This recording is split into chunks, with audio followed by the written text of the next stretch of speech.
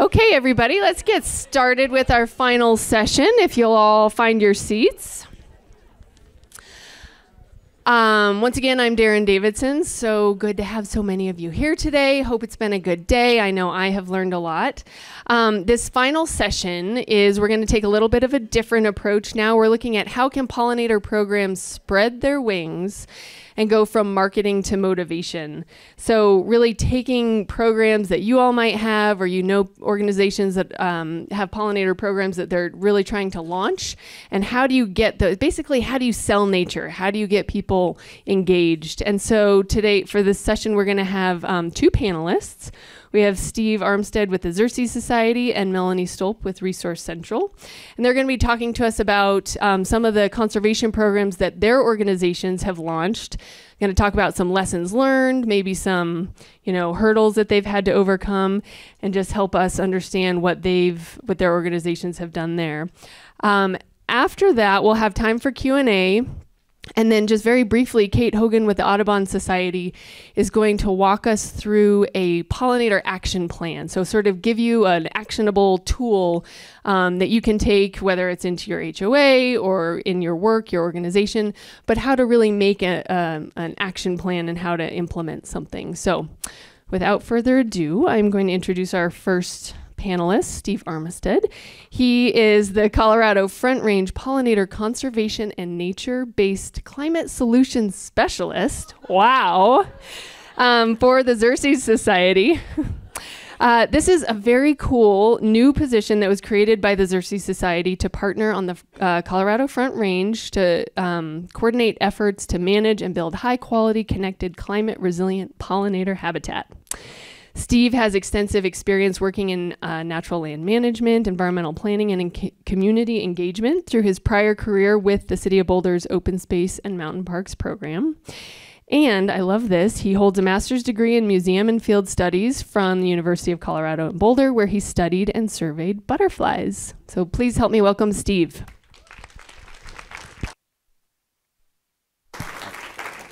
Perfect. Thank you. It's a privilege to be here speaking. And I know we talked a lot about bees, but we have to keep in mind that there's plenty of other pollinators. Those leps are pretty important too. So just a little pride for the leps here today. My name is Steve Armstead. I'm with the Xerces Society. I usually just say my title is the Pollinator Conservation Specialist. The rest of that gets a little long to say.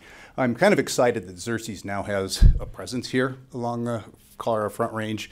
It's been a while, but it's something that Xerces has actually had a lot of connection with the state, in part that Bob Pyle was the founder of the Xerces Society, and he grew up in Colorado, and Colorado has a certain fondness for him. So he's a widely known author and speaker, and so, with his connections, Scott Black, who's currently the executive director, did his studies here in Colorado State, and did research here. And then we have individuals like Dr. Paul Oppler, who have participated to help provide guidance. So, I'm excited that, there is a rich history, and now that we have some staff here that's available as well.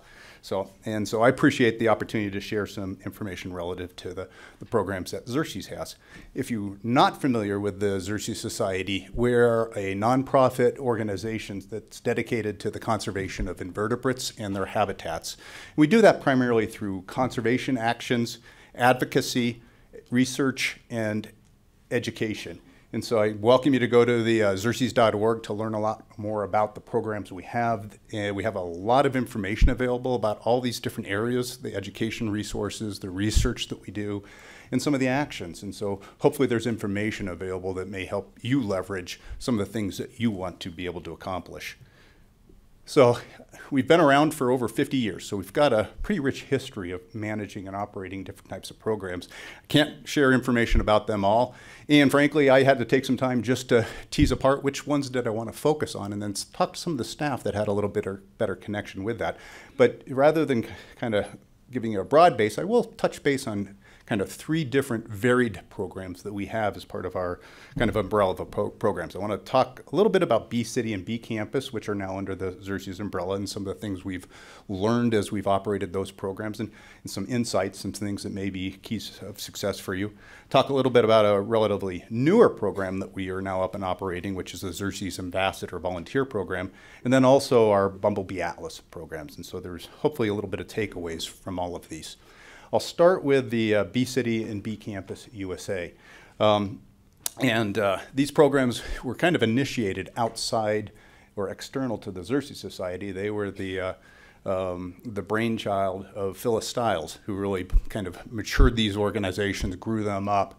But as she wanted to move on, retired, move on to other pastors, she wanted to make sure they had kind of an organization that could help support them and continue to make sure they were sustainable. So Xerces Society is now the caretaker for these programs. But they're a structured program that allows either communities or campuses to be able to take some collective actions that help pollinators out.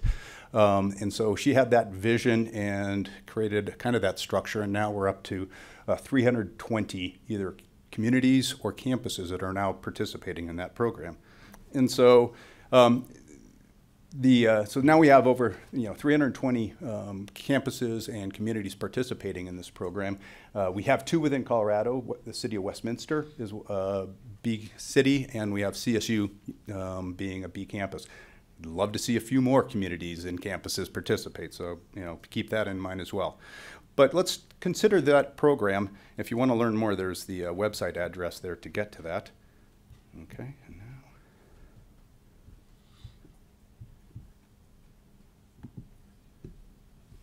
There it goes. It was just sluggish, sorry.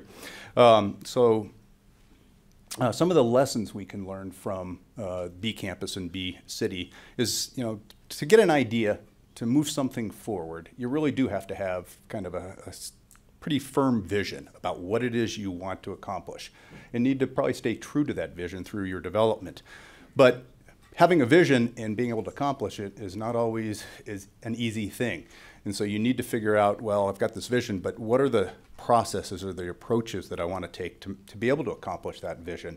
And so there may be times where you need to be looking, and this is kind of the case with Bee Campus and Bee City, where there's maybe not a model that you can see that's operating in the same way. Sometimes expand your boundaries of where you look. So looking for other peers that may actually be outside our own country boundaries may give you insights of things that are working in other countries and other communities, and things that you can adopt and emulate in the way that you want to approach your program. I think when we have a vision, we want to start developing a program. There's often so many different pathways we can take. You can take a lot of different actions to try to achieve that vision. One of the core things that's going to be helpful and really to drive a program is to know what your primary action is, to really, what is that one thing that you can do that really makes a difference, gets the impact on the ground that you want to accomplish. With Bee City, Bee Campus, there's a lot of things that the communities or campus commit to, with expanding habitat to increase policies that reduce pesticide use and do a lot of education. But really what we're learning with Bee Campus and Bee City is probably the most impactful of those actions is actually getting communities and campuses to adopt and implement IPM plans, because those are comprehensive. They reduce the pesticides, they increase the habitat. So that's the one key action that really, when you look at those programs, is the one that kind of needs to be reinforced with the work that you do to support the program. In terms of, okay, you've got a program up and operating, how do you continue to get attention to what you're trying to do? And even with a well-established program like Bee City, Bee Campus, it's quite fortunate that was mentioned earlier in the morning session about No Mow May, that I think there's been good presence of the web and information and word of mouth around Bee Campus, Bee Cities, that they were one of the first sites within the country to put out information about No Mow May. And because there was heightened interest in the media and social media about No Mow May, people were looking for, where do I go to find this information?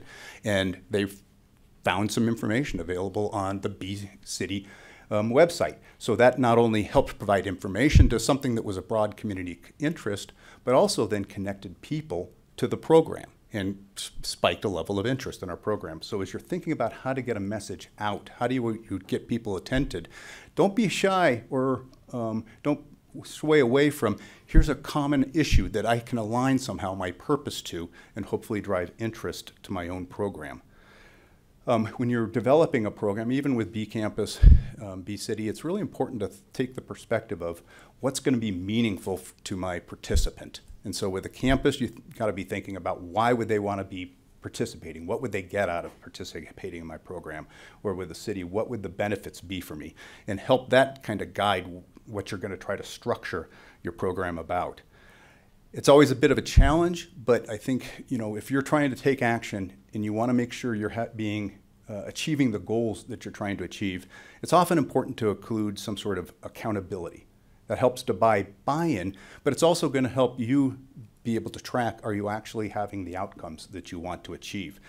Oftentimes having an aspect of reporting around that is really relevant. And so Bee Campus, Bee City, many of the Xerces programs have elements of requirements where you have to commit to certain things and then you have to report about those commitments. But that really helps to provide connection and the ability to be able to track and say something about what you're trying to achieve. The reality of that, though, is that you need to be flexible. Is not everybody comes from the same position with the same resources, with all the same interests. So even when you've got a large program like Bee City, Bee Campus, you know, you got to be sometimes managing it with a little deftness to know that sometimes I have to be a little flexible because there's the right opportunity here. They just need a little bit of leniency on maybe a specific requirement. So be conscientious to your participants. Lessons learned from a well-established program is no matter what, you got to be aware of time and resources are limited. So you've got to be efficient, you've got to be effective. You know, think about how can I keep information available and accessible as best I can to our participants and available to anybody who's interested in the program by having an online presence. It's really important, but those online portals are the best way to address and provide information to people. And part of that is because, especially with our experience coming through the pandemic, people work very different schedules, and people are kind of having different rhythms to their life. So you've got to be thinking about and be available to participants depending upon their range of availability to be able to do the work you're hoping to them to do or to have access to the information you're trying to support them. So I'm going to move on now to a different program. This is a Xerces Ambassador program. It's a kind of a reflection of how do you work with a program that really supports a very volunteer-based program. This is one of our newer programs where we recruit individuals who want to have a role in spreading work, information about how to protect pollinators. And so we started out with a small group of cadre of volunteers in Portland, and now it started with 19 individuals. Now in the second year down, it's ramped up to 79 participants that we have across the country participating in this program. It is a nationally based program too, so it's a piece about how do you kind of also support people that are going to be not able to be physically connected with an organization. You need to help to support them in a very remote way.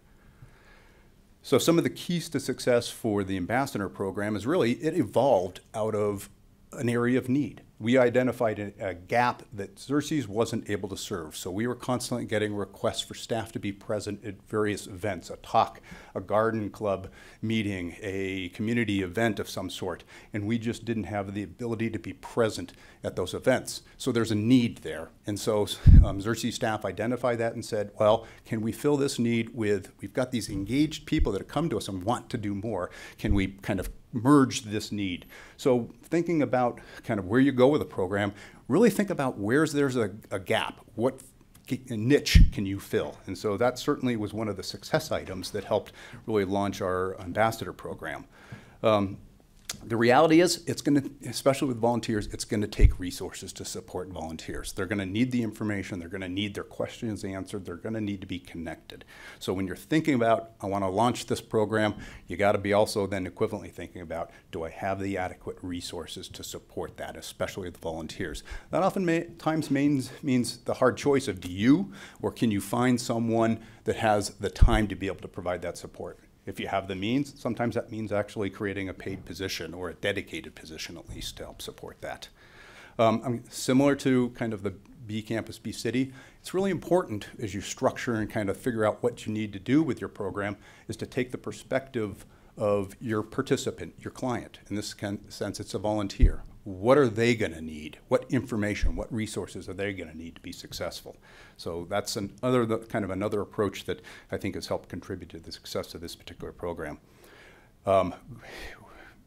Thinking about, again, that there's probably a lot of information, resources, process decisions you're going to need to make.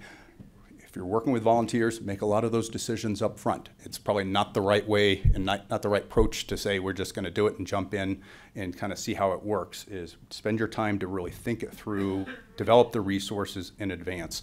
And in spite of doing all that, take a first step forward. Take a pilot step. Try it small so that you can kind of proof your concept and then grow. I mentioned that with the ambassador program, we started out just with a small little cadre in Portland, kind of proof what we needed to do, and then now it's expanded to be a nationwide program. Similarly, it's good to have expectations. You're going to need to have some, what if the volunteers are expected to do? Are they going to be accountable for delivering on what those expectations are? Set up some guidelines, set up some requirements, but again, be flexible, knowing if you got highly engaged people, you want to keep them engaged.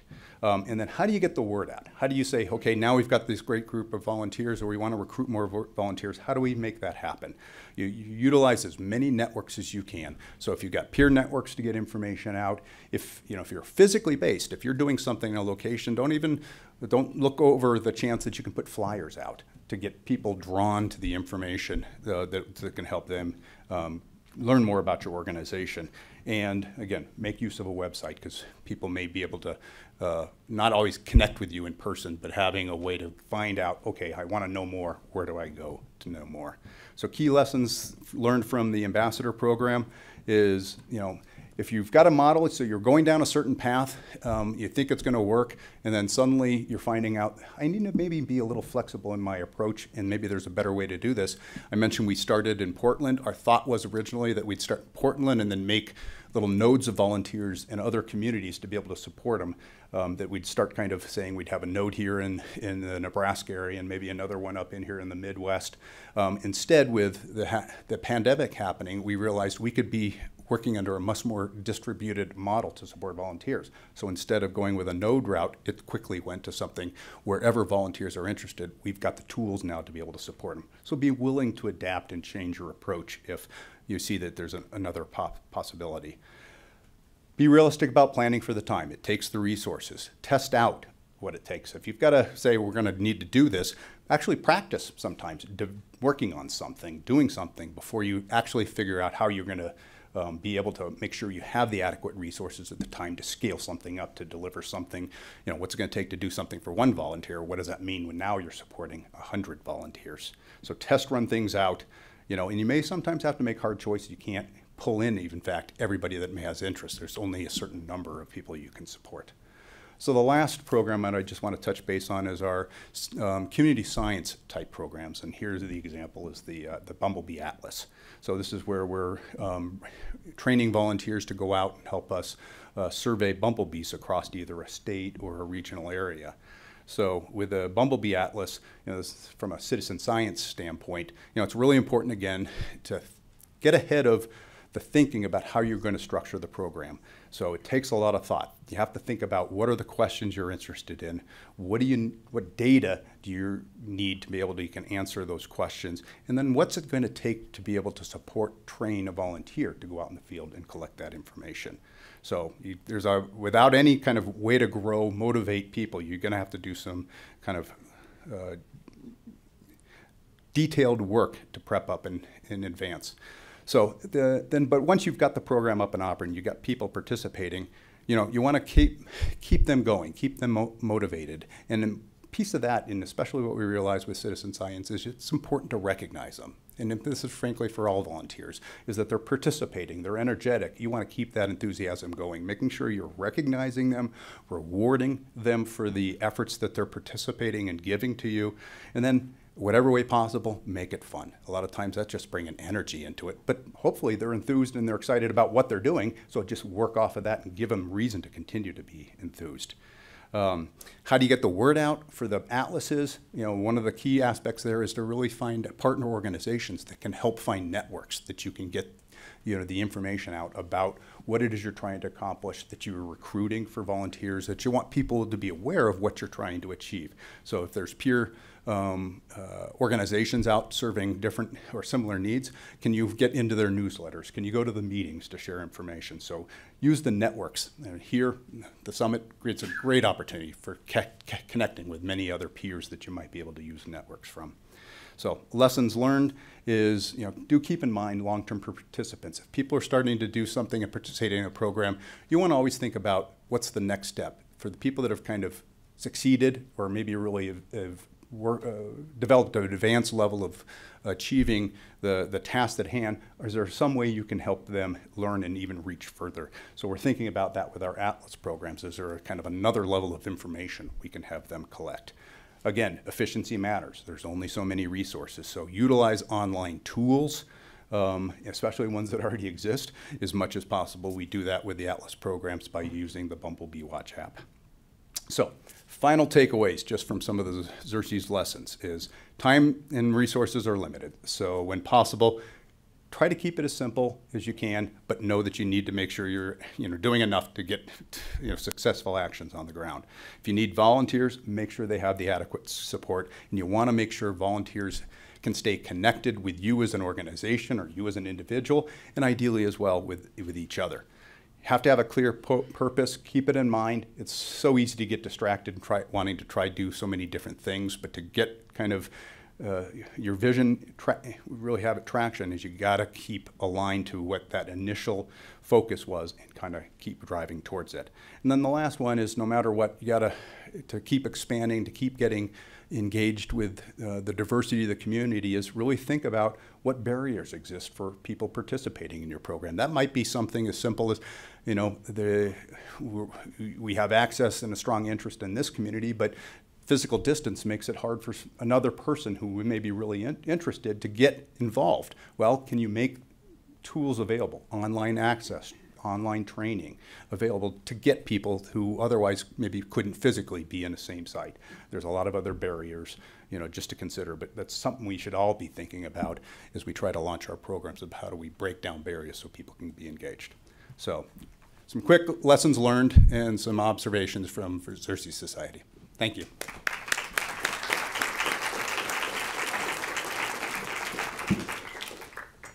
Thank you so much, Steve. I'm going to pull up the next presentation.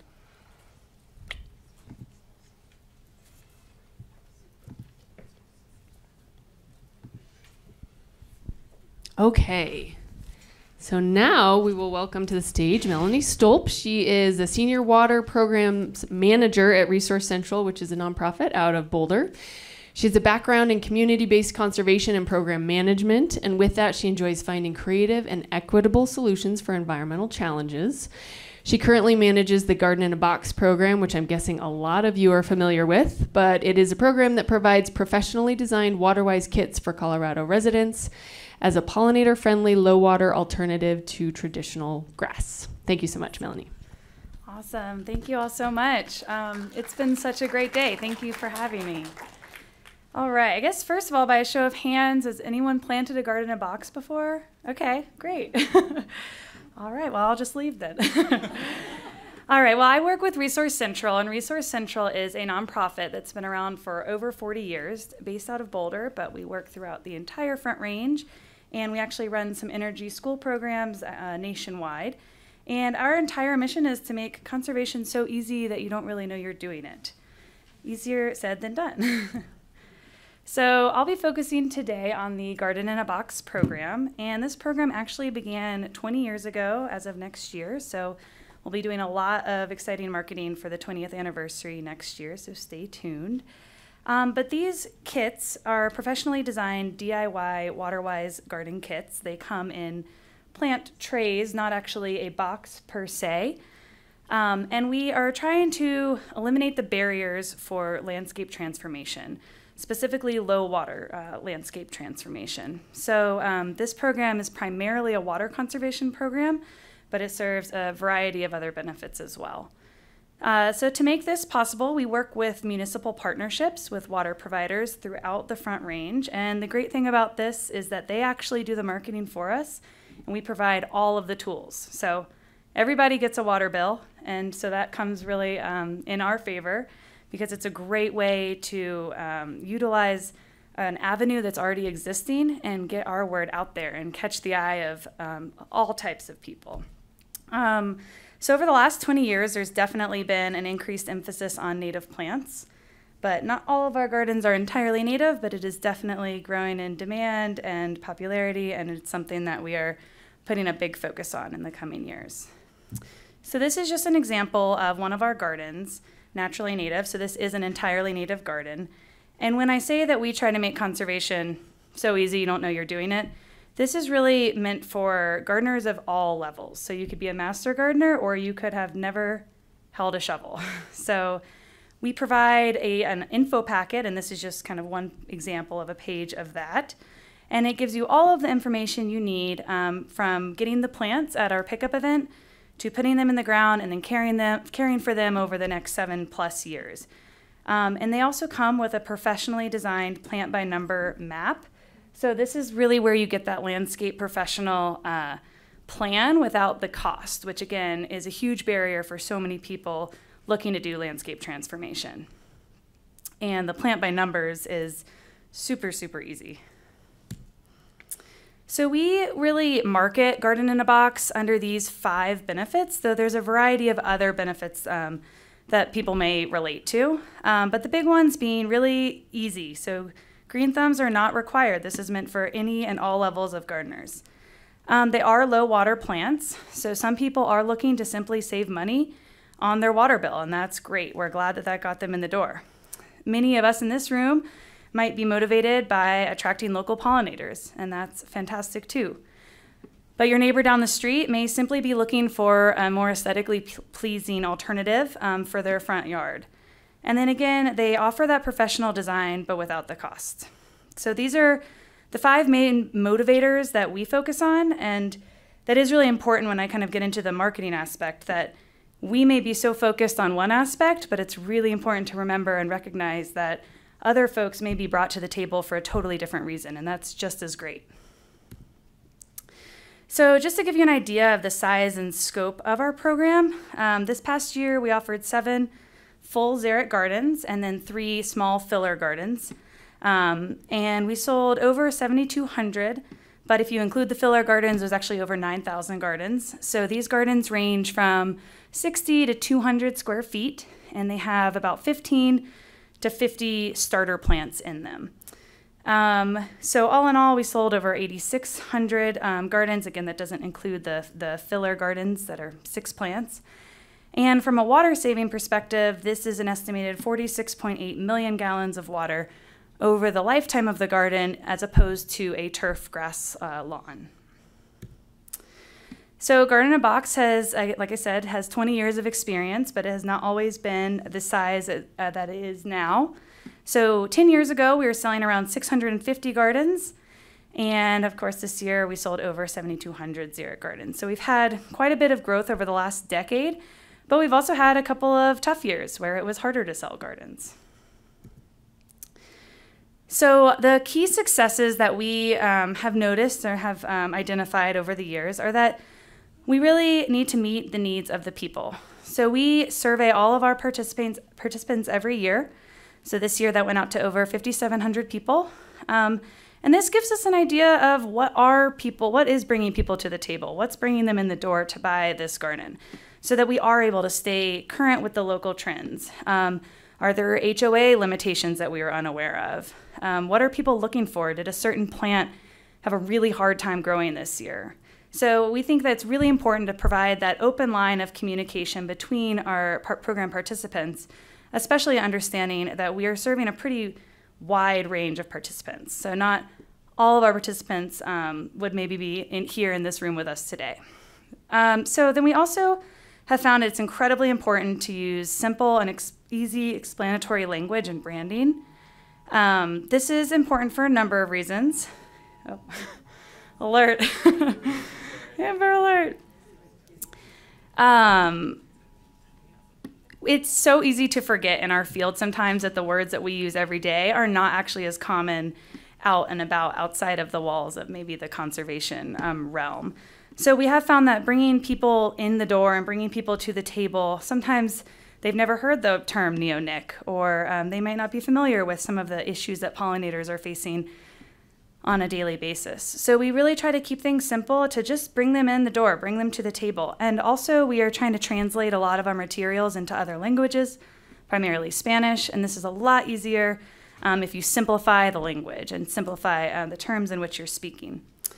So we are also, of course, trying to highlight native plants. They really do speak for themselves, but this is something that is a great way to catch the eye of lots of different types of supporters. We have created a website that I encourage you to go check out called waterwiseyards.org, and we call this our Inspiration Hub. So it is a portal where actual program participants have uploaded their real projects. So they are the ones taking the photos. They list how much they spent on it, how many hours of time they spent, what resources they had, and they show before and after photos. So this is awesome because these are very real stories of community members right down the street from you. So a resident of Longmont will show their project that they did, and they spent $200, and you can see the before and after results.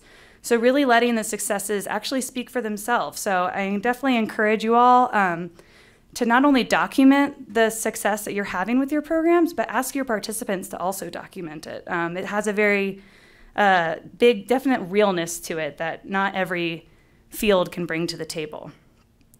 We've also found it's so important to not reinvent the wheel. We look heavily to collaborations with professionals like all of you all. There's so much great work being done out there that it is so inefficient to try to all do it ourselves on our own. So we really do seek the guidance of professionals quite a bit. We host webinars where we offer, we have representatives from CSU Extension, and they can speak to some of the plants. All of our gardens are designed by professionals. So we like to bring people to the table, but then we also like to direct them and point them to the resources and the professionals who can really answer the questions once they're there. And then another huge key success for us has been the marketing toolkit. So I mentioned the water providers do most of the marketing for us, but we curate a ton of material for them to do this because we understand that government is very limited in time and resources, so we want to make it as easy as possible for them. So whether or not you are the one doing the marketing or you're passing it off to someone else, we definitely recommend spending time to really curate what that material looks like. So this is an example of the Garden in a Box marketing toolkit. It's a digital PDF, and then it links to Google folders where marketing representatives can get example social media posts. They can get short text, long text. We have flyers that can go in water bills. Everything that kind of highlights the benefits that I mentioned earlier, and it does them from the different perspectives. So some smaller municipalities may choose to focus on curb appeal because of local HOA ordinances, and that's great. So we provide all of the resources that they need to then market this out to their participants. So as I mentioned earlier, we've also had a lot of challenges and definitely some tough years. It has been, our product is very weather dependent. We've had really, really wet years in which gardens have not sold, or inflation has a big impact on the sale. We've also had a hard time sometimes sourcing plants that meet our requirements of being neonic free. And sometimes demand is just low. So we definitely have been through it. And that again goes back to asking for feedback in the survey. What was it that did bring you to buy a garden this year? So I just really can't stress enough kind of asking for that continuous feedback. We've also found that it's really important to try to not be all things for all people. As we've grown from 600 to over 8,000 gardens, not every single garden can be native, deer resistant, low water. It can't be every single thing all at once. So we have had to really take a step back at times and simplify what we're doing and make sure that we're doing the best we can with what we have, and then again, focus on our strengths, but point people in the right direction. So point people to the professionals who can really take them to that next level. Focus on reasonable scaling. It's it's really exciting and it's very fun to grow a program really quickly, but it's not always sustainable, and you can get stuck with a lot of plants. So focusing on just being reasonable, taking baby steps, and making sure that you're really following the local trends and kind of surveying the temperature out there for what's going on in the market. And then don't be afraid to try new things within reason. We think that there is so much exciting stuff happening all around us. And I don't know what the future of Garden in a Box looks like, but I do think there's so much opportunity for tapping into other networks and tapping into other opportunities. So one example of this is the lawn replacement program. And this program is about 3 years old and is just exploding in demand. And of course, with the turf removal bill, it is very much helping. So the lawn replacement program was really intended to remove the barriers of landscape transformation on the front side of things. So it's great to get a garden in a box, but where are you going to put it? It is a lot of work to remove lawn yourself. So we now show up, we have a truck, we have a team, we'll remove the turf for you and then compost it. And then you are left with a perfect plot. This is timed around when the Garden in a Box season is. And we also can tackle smaller projects, which was a huge barrier. A lot of landscape companies were only looking to do huge transformations, but not necessarily a 200 square feet, 600 square feet transformation in a front yard. And again, these are subsidized and marketed by the water providers. So it works really, really well. A lot of water providers provide pretty big subsidies where the money can go toward removing their turf and getting free Garden in a Box, so up to $1,000 in some cities. So with this, there's so much opportunity right now. We've talked a lot about the turf removal bill, but this is just such an exciting time for landscape change, such an exciting time for promoting pollinator plants and native gardens. This is the opportunity that we all have in front of us to really promote our programs, get the word out there, whatever avenue that may be. We're really able to utilize this opportunity to show how native plants fit into the future of conservation in the West. And we do so by really using it as a problem-solving focus, so not always focusing on the doom and gloom, but instead showing how pollinators and how native plants really serve that niche. They fit into that puzzle piece of this is a fantastic solution for this landscape. There's so much wide-scale collaboration just being in this room today. It's just so awesome to hear everything that all of you all are doing, and not only in Colorado, but just throughout the West and throughout the entire nation.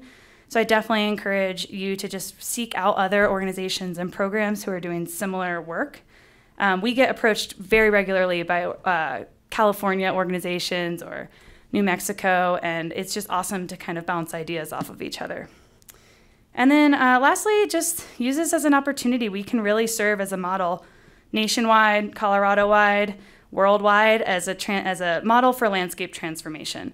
So it's a really exciting time to be in this field, and it's just such an opportunity. I think that's it. All right.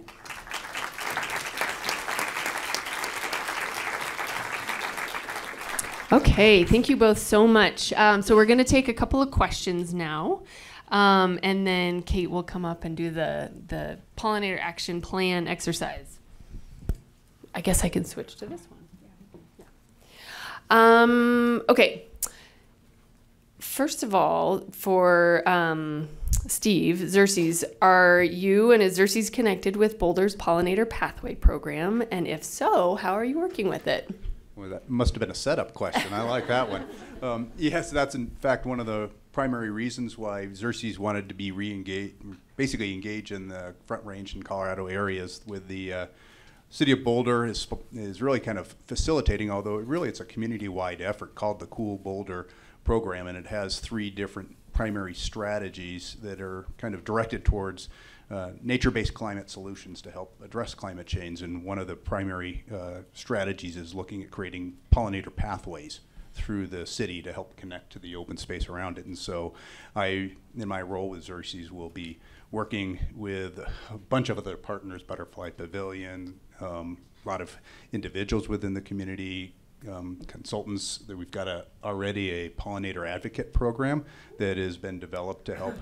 I know we have a lot of PAs in the audience here, which is fabulous. But it's a program to, again, create an opportunity for community members who want to do something better with the access they have, whether it's to their own, the land they have access to, their yards, or maybe on some community space to be able to improve the ability to plant wild plants and create habitat for wildlife. And so, how can we put that together as a community and create kind of a broader network of habitat, which not only will support pollinators, but increases biodiversity in general. So we're trying to figure out, again, how to get that launched. How do we make, a real live pilot program and some type of example that hopefully other communities can emulate, but also be able to track it. What are the successes we have, both with how do you engage a community and a bunch of partners to make this happen, but then what does that result on the ground as well? Is that actually making a difference for the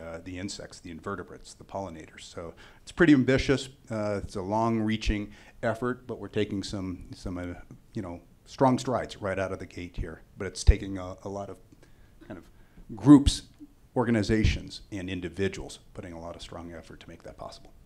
Great, thank you. I'm reminded of the earlier panel where she was saying, you take the steps, you get the incremental change, but you just keep chugging along. Okay, Resource Central. A couple of similar questions came in for you, Melanie. And it's basically about where your plants are sourced from. Are they pesticide, herbicide free? And then also, do you have any requirements that the growers for the Gardens in the Box must be, the nurseries have to use organic techniques and pesticide free? Yeah, that is a great question, and a question that we get quite a bit. We work with primarily 2 growers right now. We work with Little Valley Wholesale Nursery, and they're our biggest. We've been working with them for over a decade, and we're now branching out a little bit to we've kind of maxed out there, so we're looking to grow with other growers as well. So all of our plants are neonic free, and this has been, it's been really hard finding new growers because it is really hard to find growers who will grow at the scale that we need, and do so without neonicotinoids. So we do, we are trying to grow at a pace in which we can meet the demand of everybody, but it's also kind of coming to a point where we have to step back and make sure that, we're not compromising anything to do so. So as we continue to do that, we're definitely looking for new growers. Our newest grower does use, is I guess certified organic, but again, we're kind of testing out the water on a smaller scale, so we're unsure how big we'll go with them. Okay, great. So now this one is for both of you and your various programs, and you both kind of touched on this, and that is barriers and how each of your programs sort of address those barriers. But specifically, these matters affect all of us. The question is, climate change and exposure to toxic chemicals in particular hit communities of color and low-income communities harder. So how do we include equity in this work without coming at these underserved populations with prescriptions and demands? Well, that's good timing. We've been piloting the last 2 years a low-income qualifying program. So we've piloted it with 1 city 2 years ago, and this past year 4 cities got on board.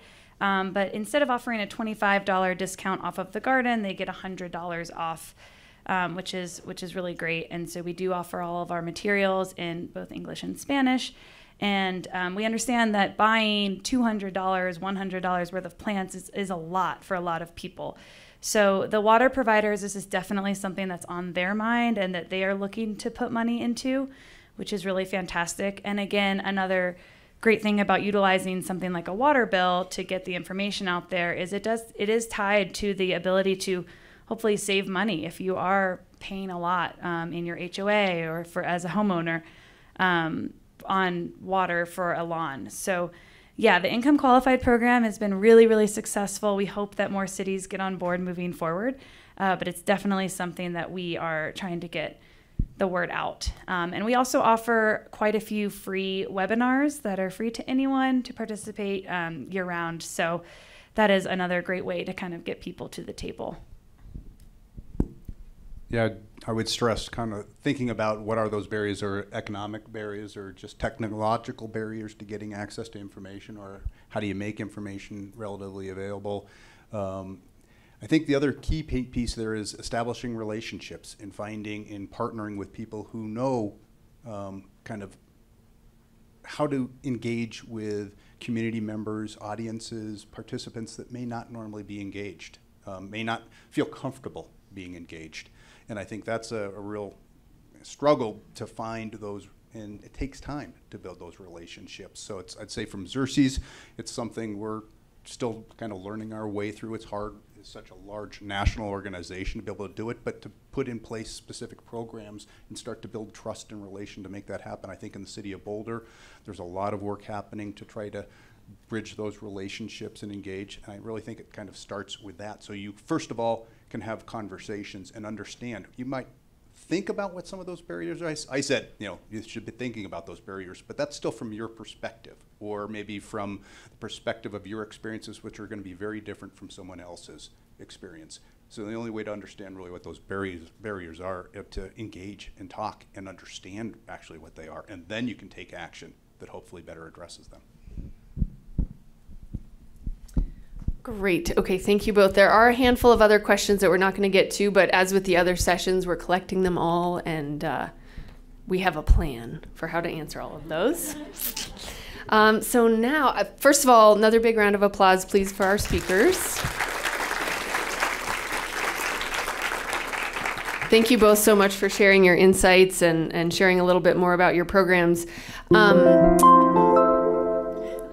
You guys can't see it, but little things are coming up on the screen. Yeah. On the Pollinator Summit webpage that's hosted by the Butterfly Pavilion's website, for the Summit's webpage, there are links to the programs that they were referencing if you want quick access to reference any of the programs that they were talking about. And now Kate is going to join us and quickly walk us through a Pollinator Action Plan. Thank you. I am humbled to be in this room right now. I don't know how many of you, is this your first summit? Do we have first people? Wow. Oh my goodness. Well, welcome. I was in your seat in 2017. I actually still have my program with handwritten notes from the Pollinator Summit of things that I wanted to do. And so I just wanted to encourage you after today. I just was so inspired and honored by the people that I was in the room with that I reached out and I said, hey, how can I help? And here we are a few years later. And so I just want to thank everyone so much for being here and for joining us. So I'm going to kind of wrap us out for the end of the day. And then Adrian's got closing remarks. I don't know how I got to be at the end, but yay, go me. So this was a tool that I found to be really helpful. And so I'm hoping that perhaps it might be helpful for you all as well, because in a lot of the work that I do, I come across really excited, engaged people, and then they go, oh no, now what do I do? So you leave here today, you're excited to do something, but maybe you're not sure what to do next. And so we're really hoping that we might be able to help you with that by giving you a tool. So with that, I think with that, do the arrows on the keyboard. The thing does not want to work. Doesn't want to work either for me. No, the arrows don't want to work. I'll do this. I'll just do it the manual way. Does that work too? No? No? That's fine. Cool. Great. How'd you do that? You just up here. So the first step in these Pollinator Action Plans, there's just 8 things, and these are all available online. So you can go home tonight, you can decompress, pour yourself a glass of whiskey, wine, beer, a nice hot cup of tea with some honey, if that's how you want to go. And just ask yourself, what's the problem that you're trying to solve? What challenge needs to be addressed? And that's going to look different for all of us. It's going to be very subjective for every single one of us in the room. But that's the first thing that we might want to do. And our presenters also for our afternoon panel really started to address how they've done some of this in real time. And so there's just these kind of 5 main steps that you can take. So goals would be obviously one, set 1 or 2 goals for yourself. Target audience, of course. Your objectives, your foreseen challenges and overcoming barriers, which we talked about, and then also a timeline. I am horrible with timelines personally because I am an activator. I want to do it tomorrow. I want to do it today, maybe on the drive home. So timelines can be a hard one. But for with goals, you want to certainly, after you leave here today, think about your own community. Think about your own neighborhood. What are some of the partnership opportunities that you haven't explored yet? And maybe you made some of those connections today at the summit. Is there current pollinator work already being done in your community? And maybe you just haven't connected with those people.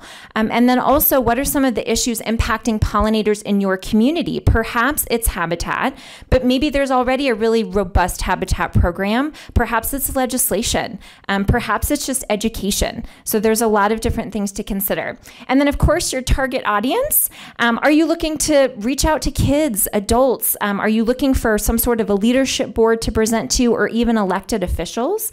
And then who are the influential people? A lot of them are in the room today. A lot of them were here. And so how can we connect with one another and continue to grow and scale this work?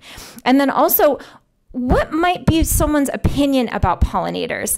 This is a really difficult one because I think a lot of us in this room are like, pollinators are amazing. And then when we get outside of these doors, we start to find that there's people that still aren't sure about pollinators. There's still a lot of fear. There might be a lot of misinformation out there. And so be ready to meet people where they're at and be able to talk to them about that. What are your fears? If we put in a garden at your school, are you really fearful that kids will be stung by bees? Or that possibly, this is the thing, there are some kids that have phobias of butterflies flying around. They don't like things flying. So these are some different things that you might want to consider when you're thinking about pollinator work. And then where can you compromise? How can you meet people where they're at?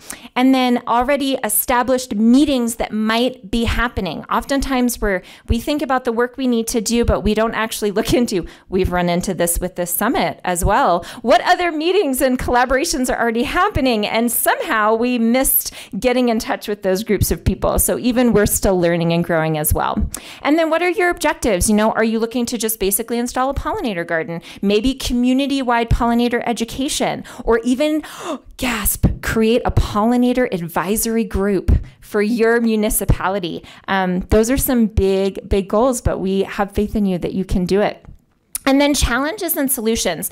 So really for yourself, make some of these lists and think about what are these different challenges that you have, but what would be solutions that you or others could bring to the table to help you solve those? Who do you need to become friends with? Who do you need to take out to coffee? Who do you need to set up a meeting with? A lot of the people in this room are very effective at becoming friends with the right people. So certainly pick their brains on how they do that. And then who do you need to offer education to, and what timelines for community leadership are already in place? So what sorts of community meetings are already happening? What types of, obviously, legislation? That's an easy one because a lot of times we already have those timelines in place. And then where do you need to go? Who do you need to talk to? What resources and what dates are your objectives as far as for yourself when you would want to meet those? So there's a lot of great things that you can do to help keep yourself organized in this work as you move forward. So again, just those basic steps, goals, target audience, objectives, challenges and solutions, and timelines. And as somebody who manages a nature center here in town, we've had a lot of opportunities to solve problems, lots of different kinds. And sometimes having an action plan like this for yourself, even it's just to basically write down a few notes, can really help you keep on track and stay on task. So with that, thank you so much for being here. I'm going to invite Adrian up for our closing remarks.